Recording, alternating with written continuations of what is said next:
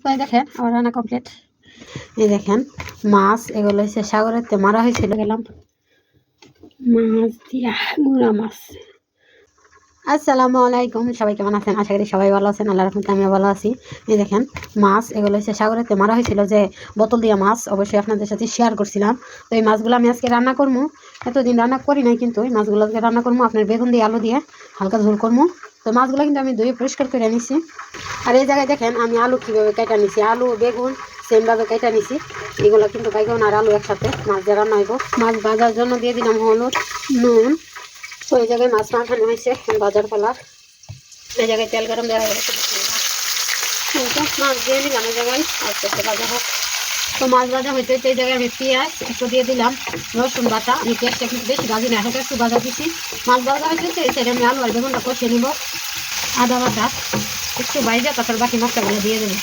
দিয়ে দিলাম নুন হলুদ ধনিয়া মরিচ, একটু পানি দিয়ে মশলাটা ভালো করে কষিয়ে নেব। আমি এই জায়গায় মাছটা কষানো হয়ে গেছে, আমি বেগুন আর আলু দিয়ে কষিয়ে নেবো। এগুলো সব একসাথে কষিয়ে নেবো, ভালো করে কষিয়ে নিলে কি বাজার প্রয়োজন করতো না।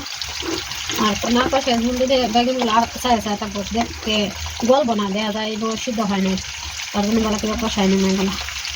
তো এই জায়গায় দেখেন আমার আলু আর বেগুন কিন্তু অনেকটা সুন্দরভাবে কষানো হয়ে গেছে। আর আমার মাছ ভাজাও কমপ্লিট। মাছ আমি দিয়ে দিলাম। আমি মাছগুলো দিয়ে একটু কষিয়ে তারপরে ঝোল দিয়ে দেবো। তো মাছগুলো কষানো হয়ে গেছে, আমি পরিমাণ মতো ঝোল দিয়ে দিলাম। তো এই তো ঝোল দিয়ে দিলাম পরিমাণ মতো, আর 4-5টা কাঁচামরিচ দিয়ে দিলাম। লাস্টে কয়টা ধনিয়া পাতা দিয়ে নামিয়ে নেবো। হ্যাঁ তো দেখেন আমার তরকারি রান্না হয়ে গেছে। একটু ভিজে ভিজে রাখার চেষ্টা করতেছি যেন যাইতো খাইতে ভালো লাগবে। ধনিয়া পাতা দিয়ে জাল অফ করে দিব। তো ধনিয়া পাতা দিয়ে দিলাম। তো দেখেন আমার রান্না কমপ্লিট। মাছের তরকারি নিজের হাতে মাছ মারা হারে। এই মাছগুলো কিন্তু আরেকজনে আমার সাথে মারছিল, আমাদের সাথে। কষ্টের বিষয় তারা এখন নাই, মাছগুলো আছে, আমি একা একা খাইতেছি। তো ভাত নিয়ে বসে গেলাম, কিছু করার নাই।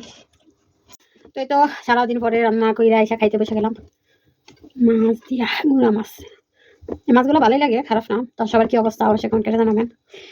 এই দেশে প্রচুর ঠান্ডা, প্রচুর। শুরুতেই বরফ পড়া লইছে, বরফের ঠান্ডা পড়তেছে। অনেক মজা, এত মজা কেন বুঝছেন? ঠান্ডার কারণে মাছ মাছ খাইতে কষ্ট হয়ে যেতেছে। আবার রান্না করছি গরম পানি নাই, ঠান্ডা পানি, হাত সাগরে বরফ হয়ে গেছে বুঝছেন। মজা।